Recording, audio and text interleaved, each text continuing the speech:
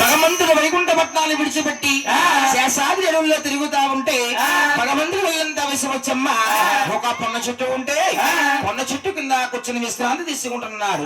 అటువంటి సమయమున ఈ పొన్న చెట్టు ఓకలన్నీ కూడా భగవంతుడి మీదకి రాలిపోతున్నాయి, దిల్లిపోతున్నాయి. ఇలా కొన్నాళ్ళు ఉన్నప్పటికీ ఈ రాలిపోయిన ఆకలన్నీ కూడా ఎండగా ఎండిపోయి చీక్కుపోయి కూర్చున్న విష్ణుమూర్తి వాళ్ళంతా కూడా అలా శతపుటలుగా ఎప్పుడైతే భగవంతుడి గొల్లంతా పుట్టలేసాయో మరి పొట్టలో దేవుడు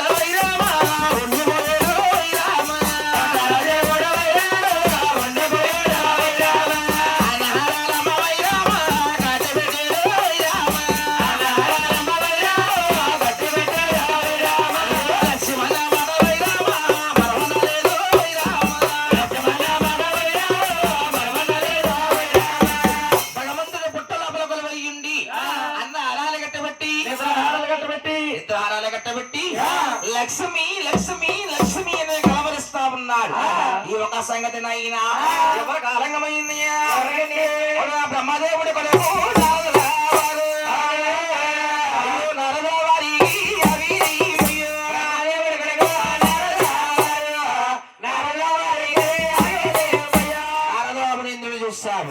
ఆనాటి కాలంలో నేను వెళ్ళి తంటు పెట్టాను.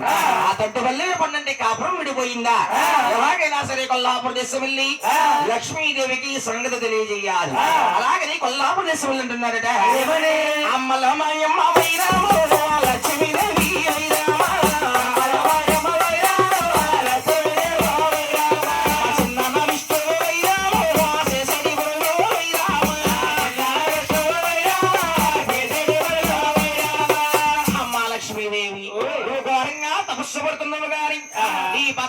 విష్ణుమూర్తి నువ్వు లేనిదే వైకుంఠపట్నం తనకెందుకని వైకుంఠపట్నాన్ని విడిచిపెట్టి శేషాద్రి అడవుల్లో పొట్టలబాలైపోయాడు.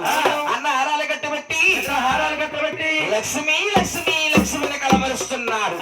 ఇప్పట్లో కలిగి నీ భర్త గారిని అదుకోకపోతే ఈ భర్త గారేమైపోతారో తెలియదమ్మా. ఈ మాటలు అలగించిన లక్ష్మీదేవమ్మ తపస్సు పైకి లెగిసి నారదా కుమార నేసేమంటావు బాబు చిన్నమ్మారు లక్ష్మి అనుభవ సృష్టిగా పెద్దవాడు బ్రహ్మదేవుడు కామధేనువుగా మారుతున్నాడు. చిన్నవాడిని గౌరీ శంకరుడు రామస్థాపలవుతున్నాడు. నువ్వు ఈ లక్ష్మీదేవిని ఏమవుతారని విడిచిపెట్టి వల్లవారి మామగా ముస్తాబలయ్యి ఇక్కడికి వస్తూ దూరంలో సలాపురి పట్నం ఉన్నది.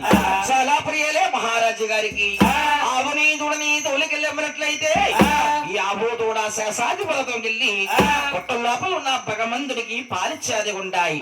అనగానే ఆనాడు మహాత లక్ష్మీదేవమ్మ వల్లవారి మామగా ముస్తాబలవుతున్న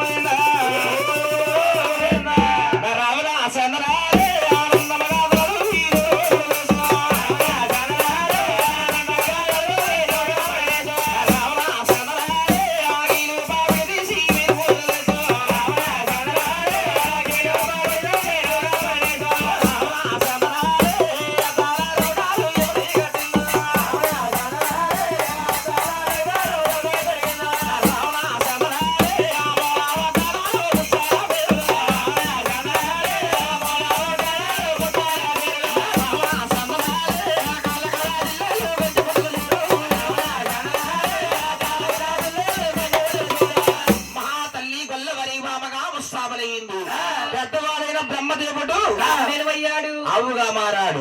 చిన్నవాడైన గౌరీ శంకరుడు తోడగామస్థాపలయ్యాడు. ఈ ఆవుని నుడిని తీసుకుని ఆనాడు పల్లవారమ్మాయి చాలా పూర్వ బయలుదేరి